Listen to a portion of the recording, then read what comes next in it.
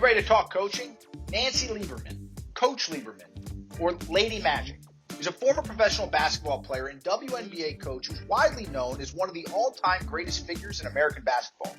Brooklyn bred, she grew up playing ball on the rough and tumble Harlem courts, learned to play a physical, aggressive style of basketball, and as a 5'10 point guard, the Naismith Basketball Hall of Fame describes her by saying, quote, has the ability to drive to the hoop, dish out assists, and grab hard-fought rebounds, end quote. That defines her career. She's made history for breaking records and barriers all over the place. She was named to the USA basketball team roster when she was only 17 years old. She was named to 3 All-American teams while winning back-to-back national championships at Old Dominion University. She went on to become the first ever woman coach in a professional men's sport league and the second female assistant coach in NBA history. And she was also elected to the Basketball Hall of Fame. That's pretty cool. She's doing great work today as a broadcaster for the Oklahoma City Thunder and as the head coach of Power, which is the Big Three team that won the 2018 championship. Our conversation covered a bunch of stuff, like mindset and the importance of teamwork. I understand winning and I understand losing, but the most important thing is how to work together. We talked about coaching today. You can be a great coach, but if you're a poor communicator, you're going to fail. And we even talked about advice from her friend and mentor, Muhammed Ali. But because of my childhood, I had some scars that I was trying to hide, and Ali saw through that. And, he taught me, respect everybody, fear nobody. This is an episode you won't want to miss. So let's bring it in. Tell us more. Obviously widely known basketball figure, great background, helping a lot of young people, Olympic background. Can you share a little bit more about what the journey's been like?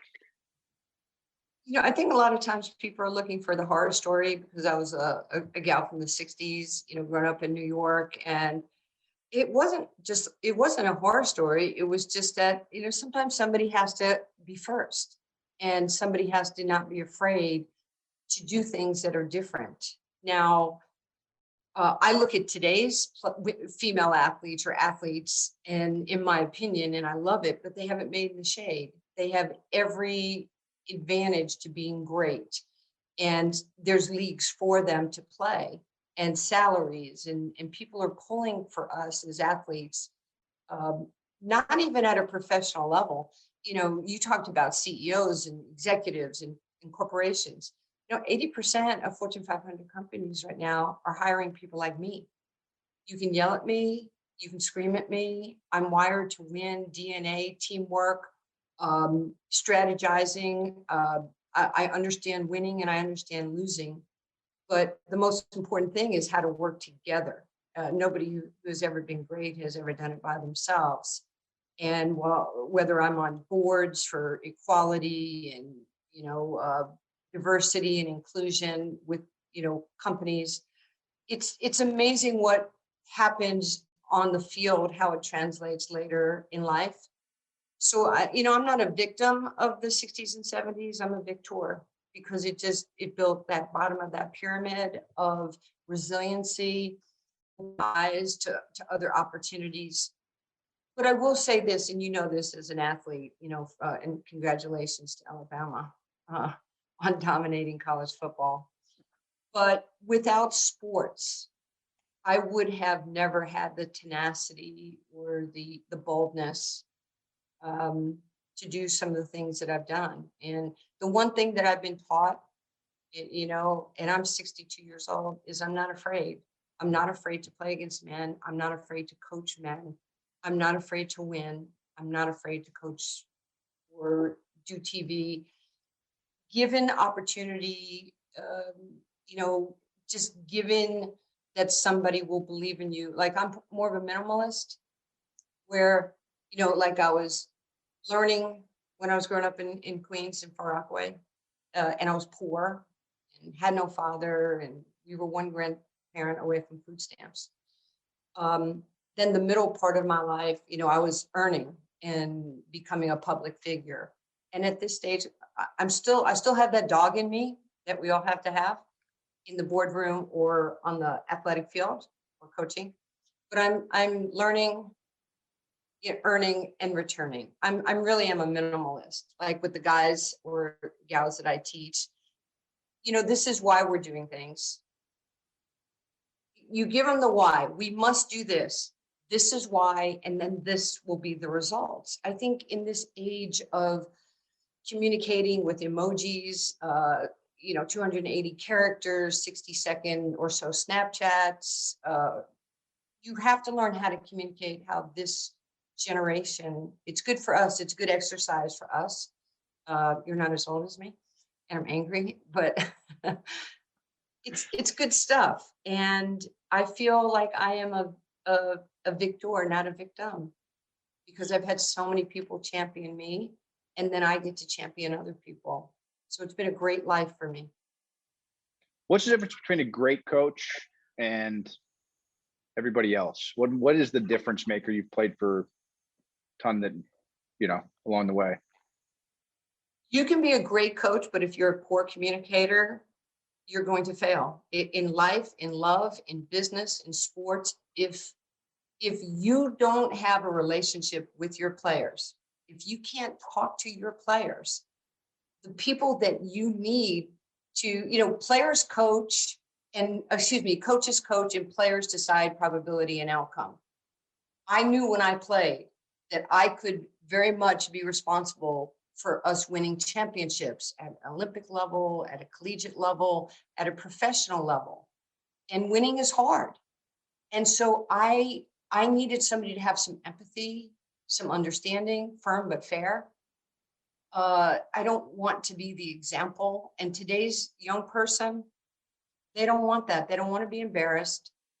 They need you to understand that they're human and they want love and kindness.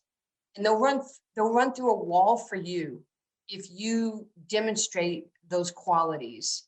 Now, you have to be good at what you do. I have to be a good X's and O coach, or I'm not going to win a Big Three championship, or I'm not going to win, a championship coaching my team. I think there's a balance, but everything in life to me is about communication, and it starts at home, and it starts with the person that you're next to. How do you deal with them? And then how do you deal with the outside world? And that was something that Muhammad Ali taught me when I was 19 years old. And he was my hero, and he changed my life. And he was so interested in who I was as a person, but he knew that I was a little fraudulent, hiding behind a basketball player, throughout my high school and college career and Olympic career. I just didn't want to fail. And I didn't want people to think I was less. But because of my childhood, I had some scars that I was trying to hide. And Ali saw through that. And, he taught me, respect everybody, fear nobody. Just give the best of who you are every day. Don't cheat the system. So I've taken that with me every step of my life as a player, as a coach. Whether I'm doing TV, like tonight, I want to be the best broadcaster. I have one of 30 jobs in the NBA around the world as a studio analyst for the Thunder. I want us to win the Emmy. So that's how I think each day. What can I do to help my team win? What do I have to do? Because, do you make you good or do you make people around you good? And that's a really solid question when you're checking people's motives.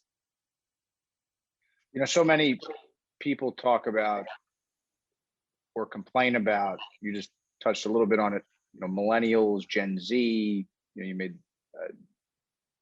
participation trophies. I'm just going to throw a bunch of pieces of the recipe at you that, so many people might subscribe to about talking about how tough it is to motivate, inspire, and get the most out of young people. Where do you think there's opportunity today when it comes to coaching and developing young people?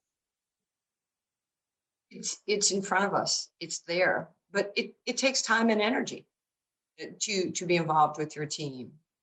Find out. I actually, when I was coaching in Detroit with the Detroit Shock of the WNBA, I had come off the court in '97, I retired at 39 and I went right into coaching, just like Steve Nash and Jason Kidd. I became the head coach and GM. I had never done that before. But the one thing that I always wanted was I had to find out about me. What was I about? Even when I was in college, I would ask Marianne Stanley if she would get a scouting report, not on the other team, but a scouting report on me. So it starts and stops with you. Then Pat Summit, when I got the coaching job, Pat called me and she goes, Nancy, I just want you to know that we got, I was so New York, like, yo, Pat, how you doing? And see, now, Nancy, I'm not sure what you're saying because I can't understand you, but those are memorable. She's my girl and I miss her. But she said, we have somebody here from a company called Performance Plus, and it will evaluate. It tells you how you view yourself, how you view others, and then the synthesis of who you really are. And she says, I gave it to our team in our front office. And she goes, I think you guys should use this. So we did. And then the Pistons used it when Doug Collins was there. In upper managements, executives, the big boys did not want to do that. I wasn't a little happy that you'd find out all my characteristic flaws. She's mean as hell. She's alpha wolf. So I wasn't real comfortable taking it, but I thought, man, I gotta understand how I view myself on the boxes that you check. And, and then it was like, oh, okay. So it was good information to me about how I was viewed and what I really was. So that was very humbling. And I have always followed that. I would bring people in to evaluate my practices. Did I make the right substitution in games? Can you break down film? Stop looking at the players. Look at me. Did I do the right things? Did I make the right calls in a timeout? So if you're running a company or you're at, One Huddle, or every day we have to learn how to be better. If I'm better and then you're better, and then we can pass it on. And now we raise the bar and people feel a responsibility to play at a higher level. And I've said this for a long time. It's important for me to always level up. This is what I was. Can I get to that next level in business or sports or all the entrepreneurial things that I'm involved in? I have to get better because there are people that are clamoring for your job, for my job. They're like 25 and they think they know it all. Oh, I'm sorry, that's my son. And, and it's like, they don't think we've ever we're 18, 19, 20 years old and grinding to get to a place where you're leaving Miami to go now in Newark, or the same thing for me. So I think it's really important to check your own motives every day. Kobe and I used to talk about that. We have to talk about our motives. He would call me the Mama Mamba because I came back and played at 39 and 50 in the WNBA. And the conversations were like being in a think tank. Kobe Bryant should have done the Dos Saki's beer commercial because he was the most curious man in the whole world. It was amazing. And now I'm lucky I had 20 years with him. But to make somebody actually make you think, like with your question, it made me think. And I think that it's such a great thing to do. You lift when you rise, bring people up around you. But it's the culture, it's the atmosphere, it's the daily process of, are you making people better? My job as a coach, I tell them all the time, you have your rookie contract. My job is to take you from your rookie contract to your next contract. That's going to be pretty big now in the league. That's going to be, if you're pretty good, it's going to be 100, 150, $200 million. If we can get you to your third or fourth contract of your career, you have now generational wealth. Isn't that a great story to change somebody's trajectories through sports? That's what I'm trying to do every day, is just take people and help them, because so many people have helped me. Totally. Going from player to coach like so many people today are getting, because of furloughs and the way the workforce is, and companies are promoting people into manager roles maybe sooner than they had thought because other roles are moving or being displaced. Like, what makes you, when you think back to that shift from player to coach, what would you go back in time and tell yourself that you know now? It's a great question. That's a Players Tribune story, I think. But I would probably just tell myself to be a little bit more, flexible, not as rigid. It's, just allow people to be who they are and try to work with those people. We get so, this is what I know and this is how it's going to be, and it's almost maniacal, how we sometimes see things.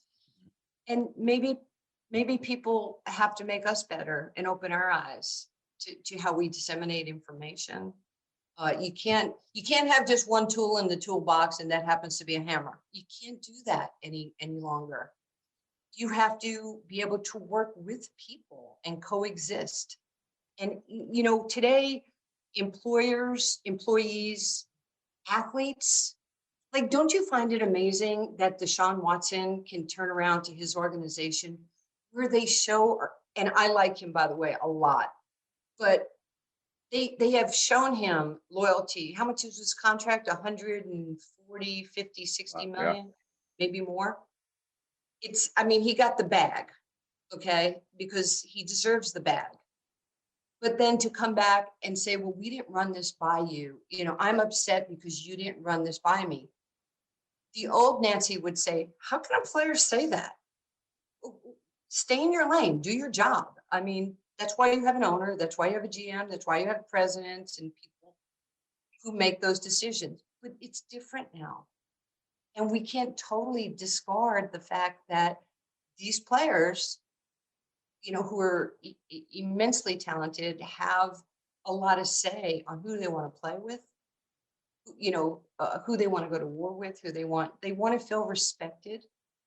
And I've said it on TV this year with the Thunder, the best GM in the NBA this year is LeBron James. Look at the team he's put together. And I know Rob Pelinka, obviously did an amazing job, but LeBron knew who he wanted to play with, IQ wise, who can handle those moments where you determine whether you're going to be a champion or not. He knew. So why not listen to LeBron? He brought Rondo over because he knew Rondo had a high IQ. Certain players, and I just think we have to be open. It's 360 communication. Yeah. I tell you what I think, and part of communication is me listening to what you think. And that means we just have to, kind of put our egos down and let's just chop it up and talk about what you think. And I think it's happening in business right now too. Sure. I have a 4-year-old daughter, Coach, and my wife played college soccer. So, she's running around the house during COVID, which is why I came back to the office a little bit here and there. What advice do you have? What can I do as a dad? Like, what advice do you have for me and my wife on, I look at my daughter and I just think about like the moment we live in and all the opportunities she's going to have as a person, as an athlete in the future, because of people like you that have forged the way. Like, what advice do you have for me as a parent? What can I do to make sure she has, I'm not the parent. I don't want to be the parent in the playground that's, with the rubber and the mulch around, running around, hoping that she's going to, she falls, I have to catch her. I don't do that. But, how do I make sure I do what I need to do to put her in the best position to be successful?